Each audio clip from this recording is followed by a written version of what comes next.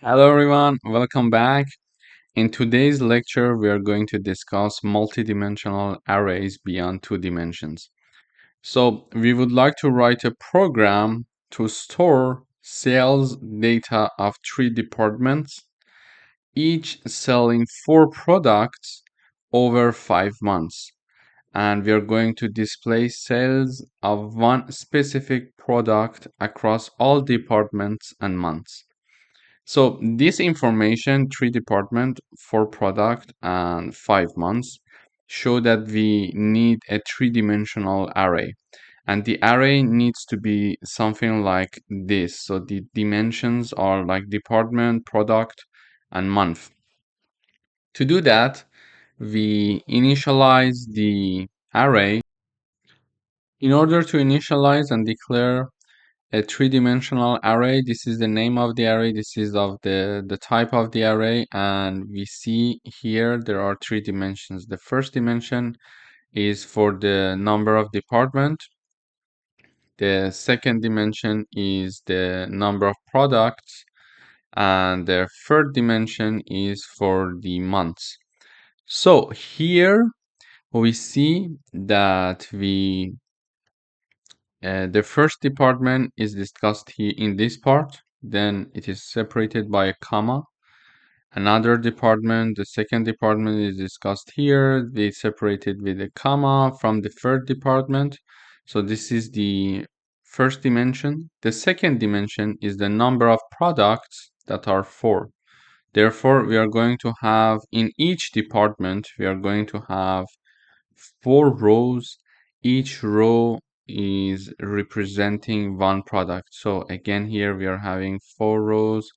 So here is also product 1, here also product 2, product 3, and product 4. And also in the last one, we are having the same thing, product 1, product 3, product 2, and finally product 4. So we are having 3 departments like this. You see here.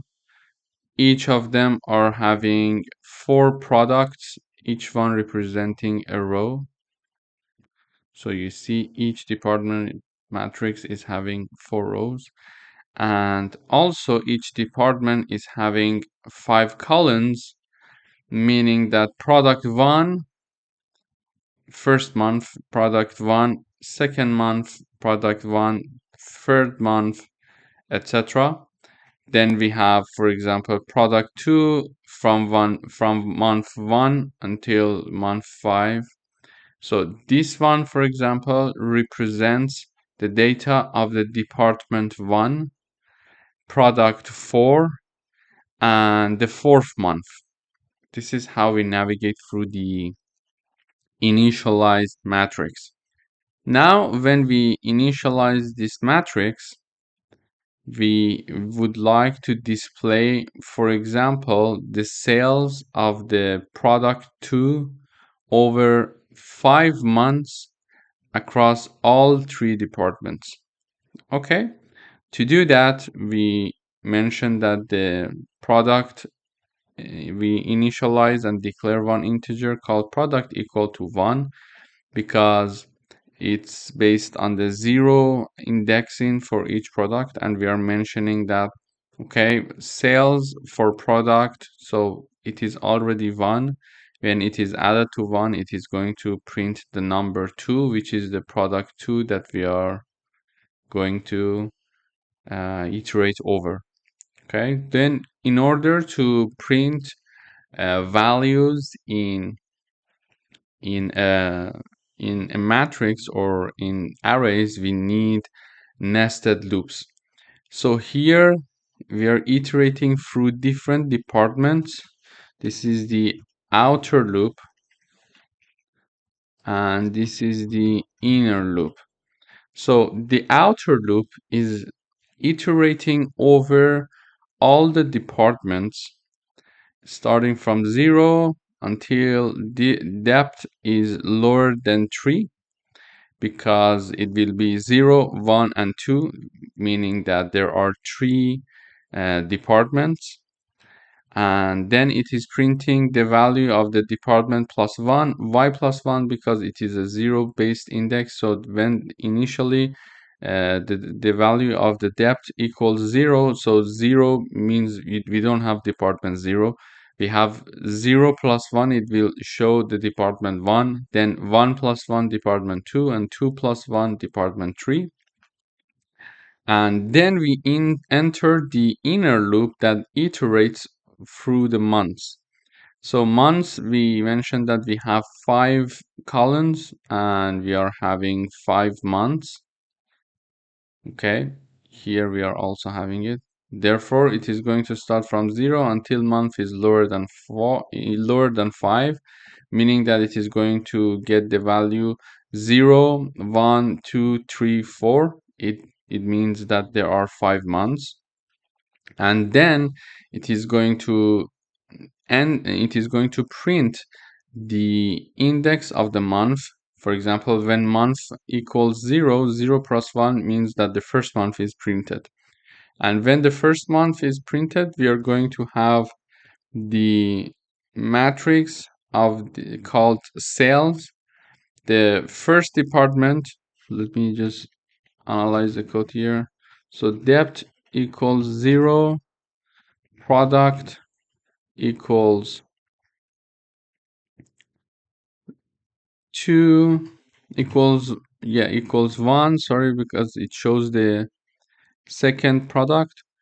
And then we have the month equals 0. So basically, when we reach here in the first iteration, we are having these values, and when having these values, it means that we are going to have the matrix of sales in the first department, second product, and the first month. Then still depth equals 0, product equals 1, month equals 1, sales will be 0, 1, 1. So it is going to get the value of the matrix sales, the first department, second product, and the second month. So this value corresponds to the first department, second product, first department, second product, and then the index of month is 0, meaning that the first month. So it is going to print 20. Here it is going to first department, second product, and the second month, means that it is going to print the value 22. And then it is going to continue until depth equals 0, product equals 1, and month equals 4, and it is going to print the value of the first department, second product, and month 5, which is 28. After this has been done, so the inner loop has gone through all the months from 0 to 4. From 0 it starts and ends to 4. And then it is going, now it's the time to increase the value of the depth. So now depth is equal to 1. Still product equals to 1 because only the second product is being discussed, and month equals 0 to 4 again, and then we go for the depth equals 2, product equals 1, and month equals 0 to 4.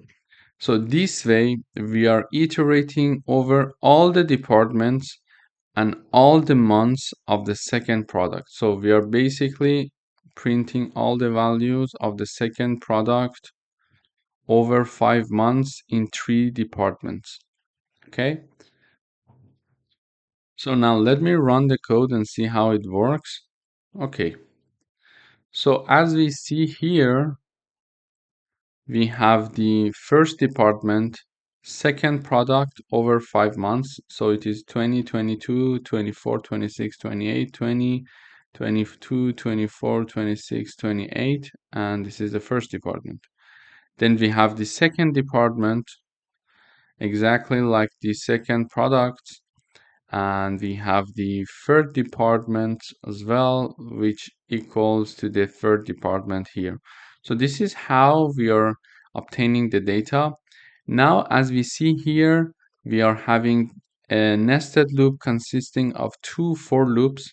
If we were going to iterate over all the products, we should have had 3 loops there. So one outer loop, one middle loop, and one inner loop to go through the departments, then products, and then months. But because the products was a constant here and we were only uh, wanted the data for the second product, we consider it to be one integer value always equals to 1. This is why we don't have 3 for loops here. And this is very practical example. Please go ahead and do the exercise yourself, because for example, if you're in a sales department and you're doing some data scientist works, for example, you need to call all the data and store it somewhere to do some statistical methodology on the data. For example, this is how we can do it in C++, for example. So please go ahead and do the coding yourself. It is very important to get to know to the shape of the multidimensional arrays and how they work. And we could have, for example, a 4-dimensional array adding one layer of complexity, for example, department, product, month, and then we could say store. So there are, for example, 2 stores, each consisting of 3 departments, and each department we're having 4 products over 5 months, for example. This is another layer of complexity. As you see, we can have multi-dimensional arrays to store data, complex data for us to be able to organize our data in a database. Thank you for watching.